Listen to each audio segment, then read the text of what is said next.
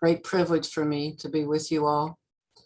And so I am going to attempt, with the support of my beautiful team of Jennifer and Linda, to manipulate the screen here. And so I want to share my PowerPoint with you. So I want to tell you today about the Satir coaching and mentoring program that I designed and launched in about 2017. What I did was create what I call a roadmap, or the 6 phases of the Satir process, which is my construct after watching Virginia for thousands of hours, both in live and on screen. And so I decided that I wanted to create a model that I could then teach in a linear fashion, even though, of course, Virginia was not linear, but it really helps to have that roadmap in your head. And as I say to trainees, I'm going to teach you the scales like in music, and then you're going to play jazz with it. So my concept is that the first 2 beginning phases are all about creating a foundation of safety and trust. And those include what Virginia was so profoundly good at, which was making contact. That is, slowing down and being fully present with your body, your mind, and especially with your spirit, trying to connect with your heart energy with the other person's heart energy. I once heard someone say that when Virginia was working, it was like she was in awe of the miracle of the other person, and they could feel it. And that is combined with the phase of validating, which is highly emphasized in the coaching program. And there are 3 particular skills that we teach.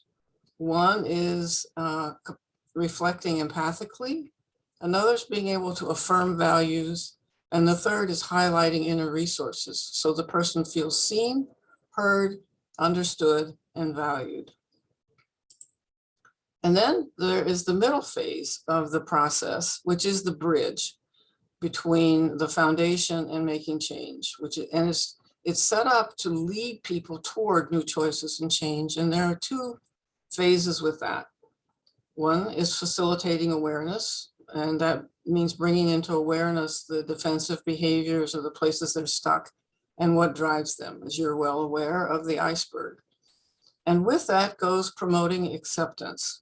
And that is helping them to appreciate where they have been stuck and coming to a place of accepting it, their disliked feelings, their disliked parts, their disliked behaviors. And as Virginia used to say over and over, awareness and acceptance lead to greater choice.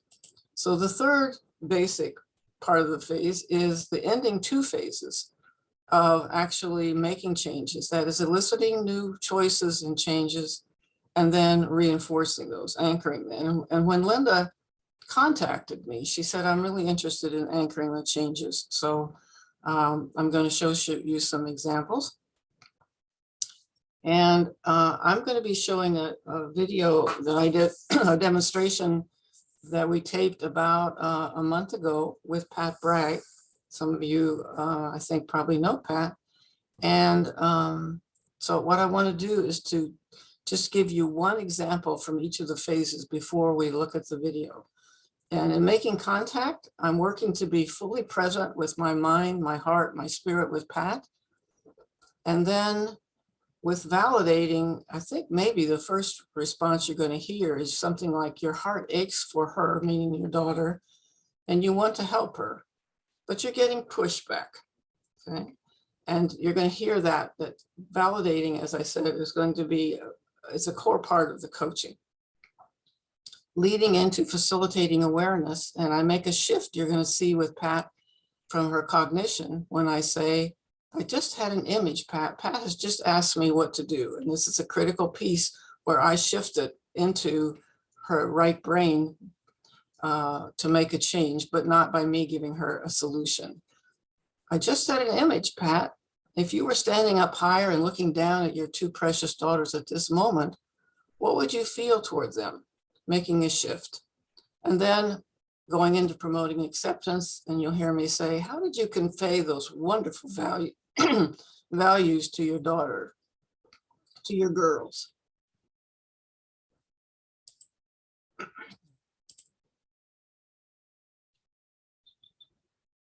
Oops, I think I missed one here. Okay, and then when we go into the final part of the video, you're going to hear me making changes. And I'll say, where do you feel it in your body?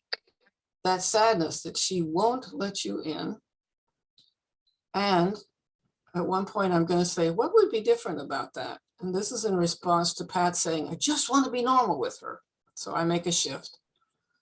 And then finally, with reinforcing changes and anchoring them, you're going to hear when she makes a shift, I'm going to say, how does that feel? Working on embedding that positive feeling. Another point, I'm going to be reinforcing her resourcefulness by saying, trusting yourself, you know how to do this. Again, reinforcing her resourcefulness by saying, you backed up from those strong emotions, so you could back up now to something that comes through you. And finally, in the end, I'm following up with saying, send me a message to let me know how it went. Okay, so now I am going to get out of this and we are going to watch the video. And there are a couple of times where I'm going to fast forward in the honor of the time. So, okay, can you all see this? Yes, we can. Okay. Thanks to Jennifer and Linda. Up in there's 5 minutes. We're going to do 30 minutes and it's 5 minutes before. And okay. Can you hear it? Oh, Yes. so what would you like to work on, Pat? I guess I'd like to work on my sometimes complicated relationship with my youngest daughter. Okay. Yeah.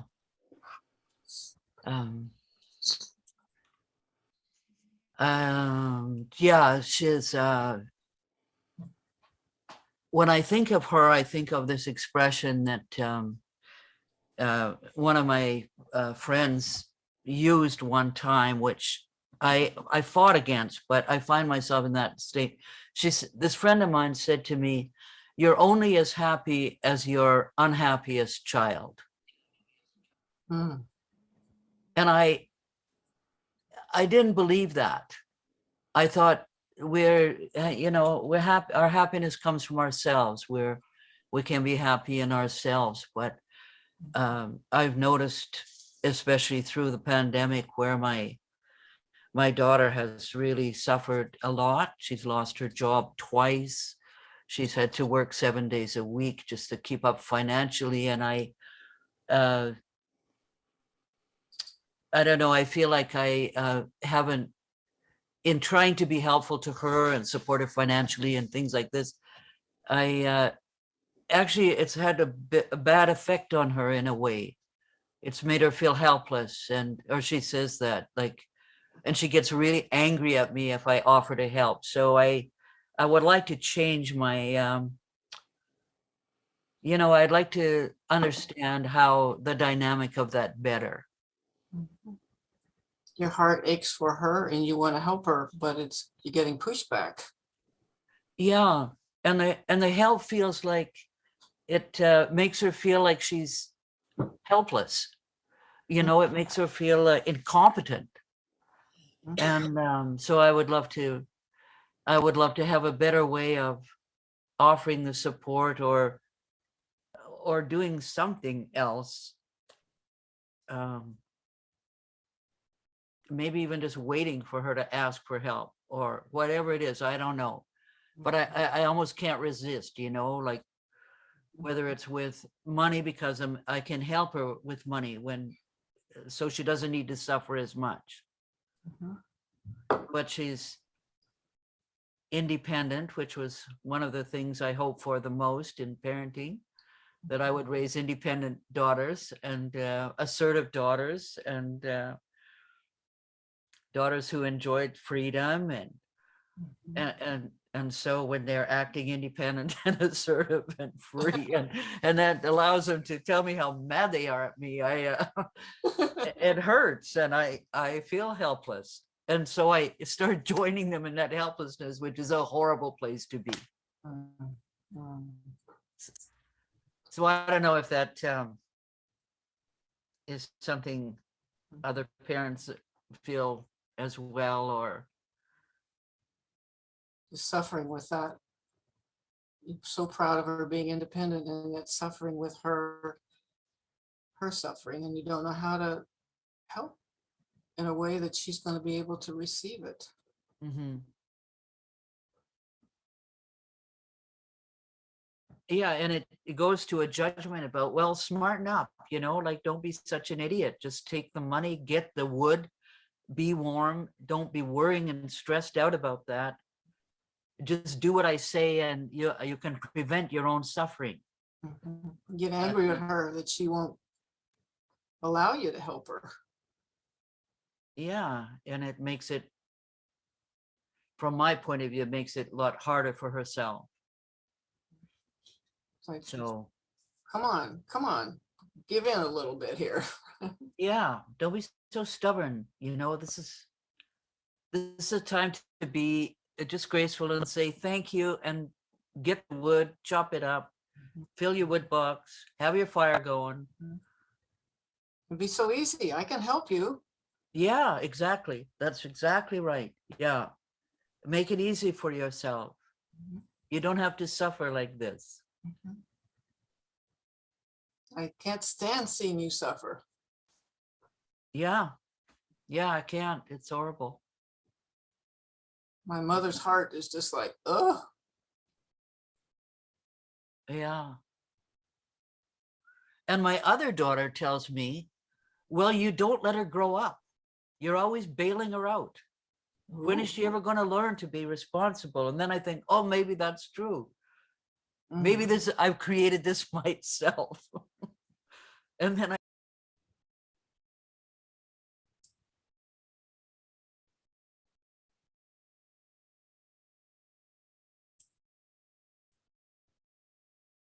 from the inside of it, it's hard to see what I should do, what I could do differently or better, or how can even I if, support her in a way that is right for her and for me? yeah.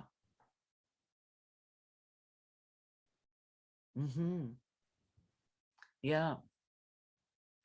So that's what I want you to figure out for me, Sharon. That's what I want you to coach me. What do I need to do? I'm just having an image, Pat, of like if you were standing kind of up higher and you were looking at your two precious daughters at this moment, what would you feel toward them?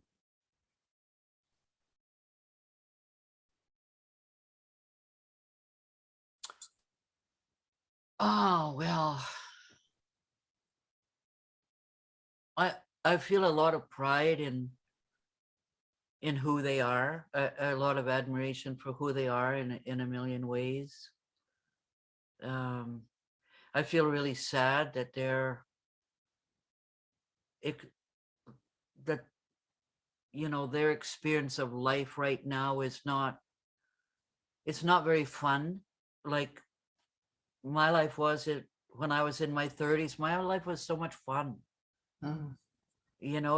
It's not fun, it's work, it's um challenges, it's suffering, it's not the kind of things that you would expect. So I'm really sad for them that that life is such a struggle.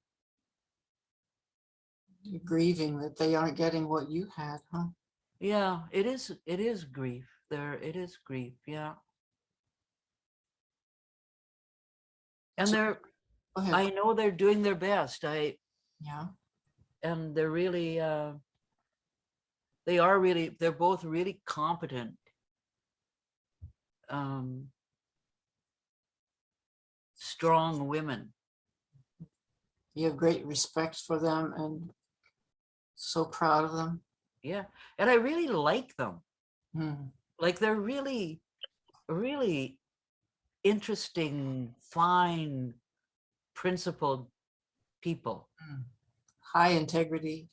High integrity, high work ethic, Mm. um, creative. Yeah, beautiful, kind, generous. Wow. There's so many wonderful qualities that I really admire and love about them.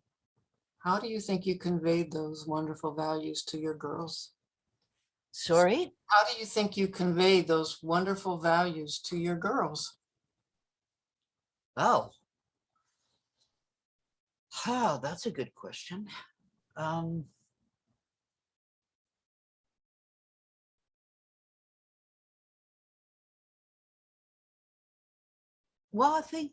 I think I was really open with them, very and very direct, and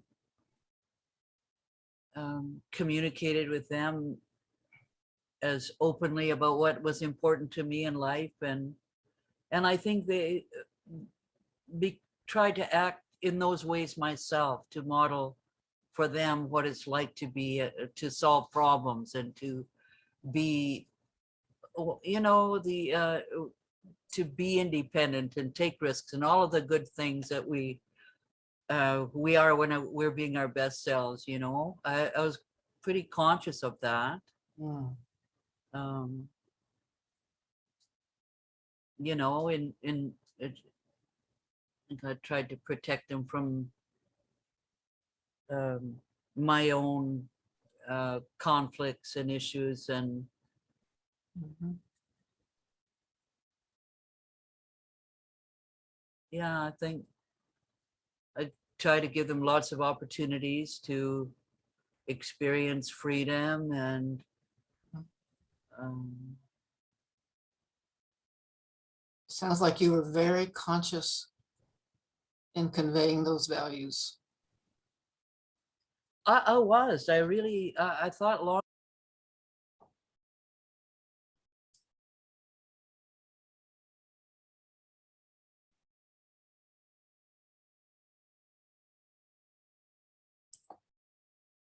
Much money. I experienced a lot of love with um, both my husbands, both of my children's fathers, Yeah. and it's in, yeah, and their lives are so much harder. Mm. They're really hard. And when you said the word grief, I think really a lot of this is about grief. Mm. The loss of what? Loss of that freedom to just live and pursue your dreams, and to be thwarted at, for my younger daughter, thwarted at every turn. Like, she just lost her job again before Christmas, through no fault of her own. Mhm. And so it's so hard. It has been so hard. I wish I could make it easier, and I can't really. I sort of can a little bit. That's the struggle, is to, That's a struggle. Yeah, that's a struggle. And yeah, I guess the helplessness too, and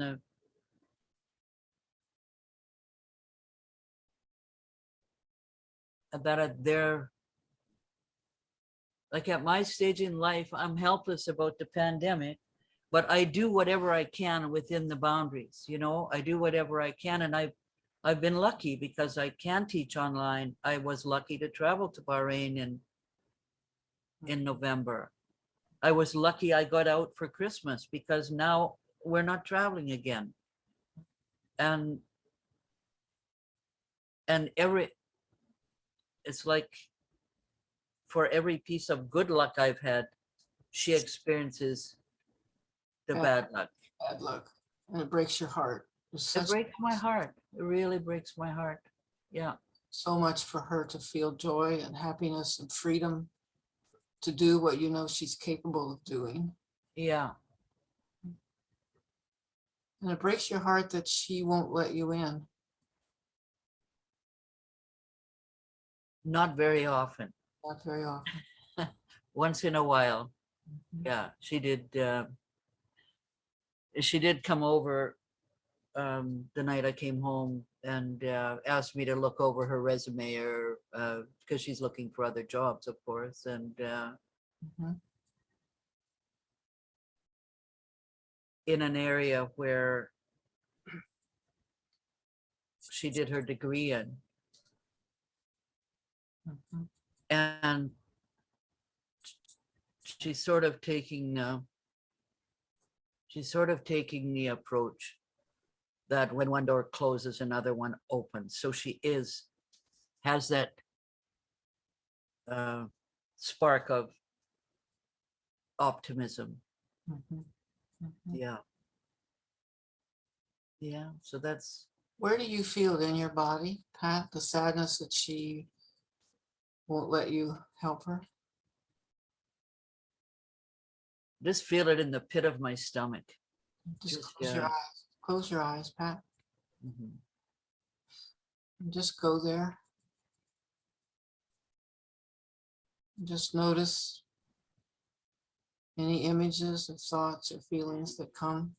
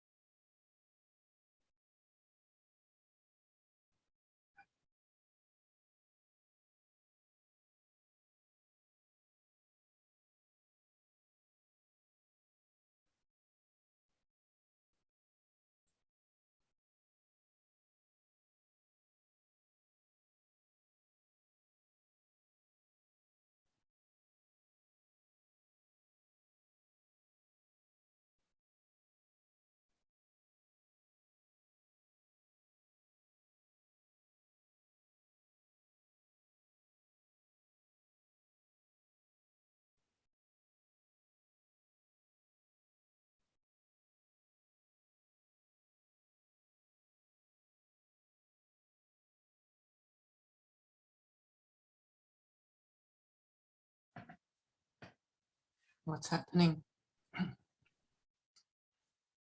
I just keep getting this image of her yard, Yeah. and kind of a message just to go out there, for tea, just to go visit her at her home. Okay. Just pretend that everything's normal. Okay. Just act normal. Ah, Just act normal. okay. Yeah. And what would be different about that? I guess would be to be more focused in the present and just enjoying what is, and being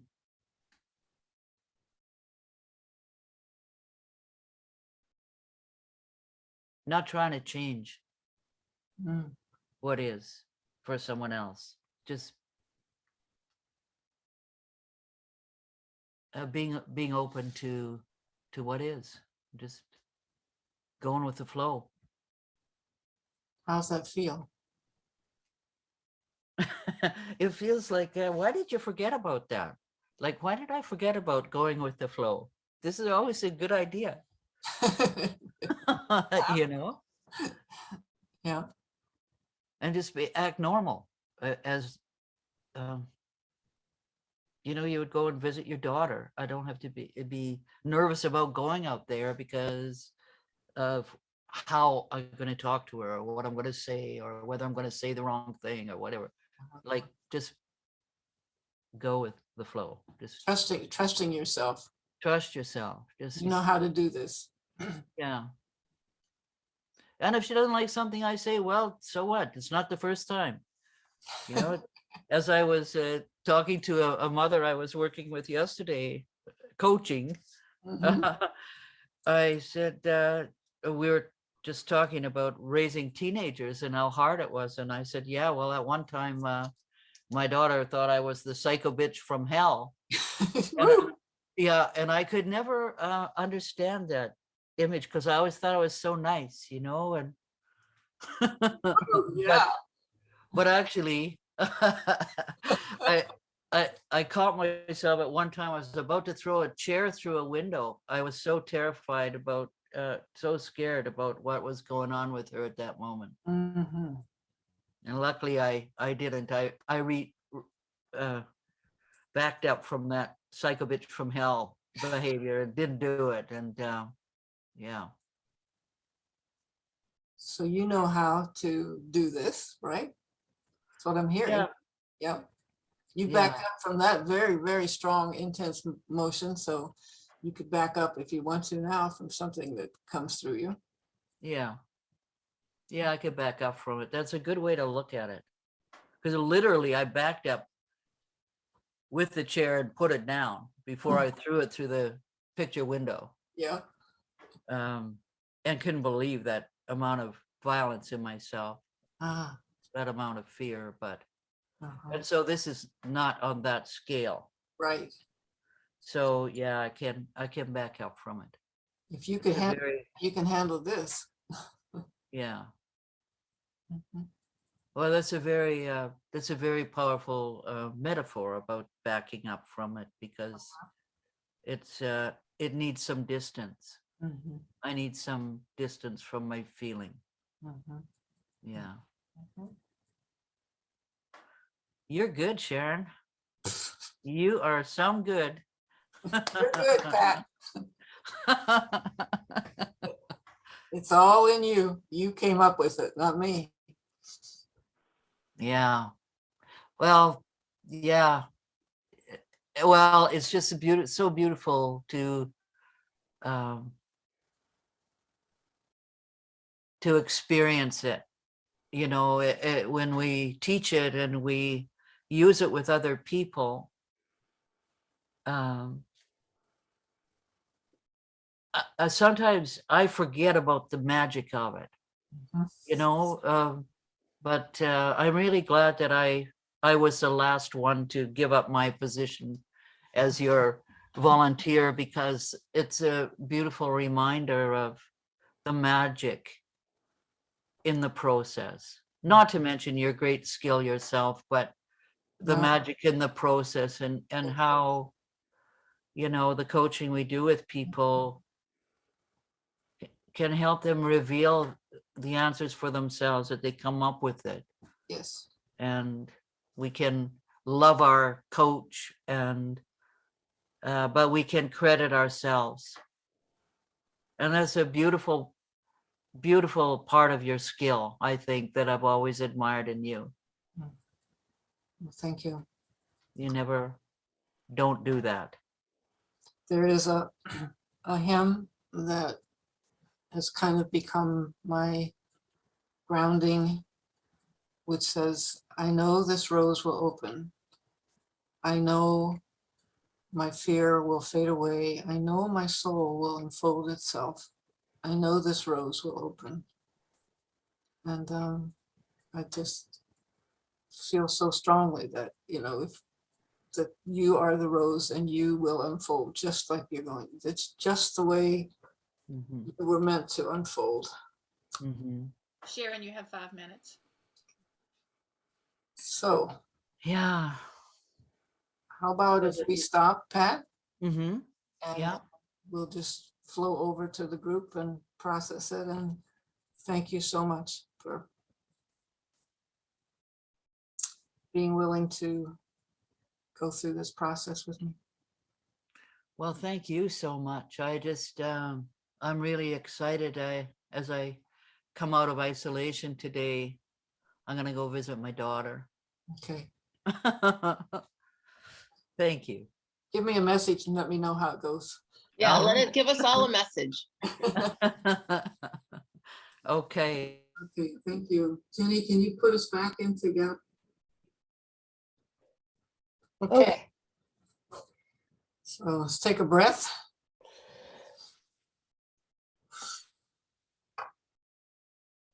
And in just a moment, I'm gonna ask I think it's Linda to put us into breakout rooms.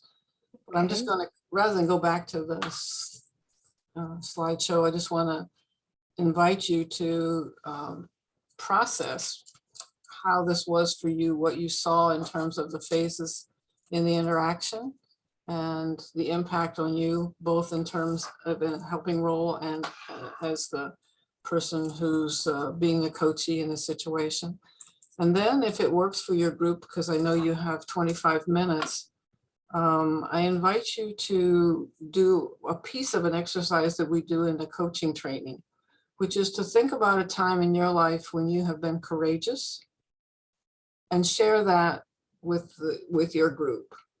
Because you notice how much validation was going on to help Pat reconnect with her resources. And so I thought that might be valuable for you today in your own life, is to just reflect and share one piece of courage that you've used in your life. So I invite you now to go into a breakout room.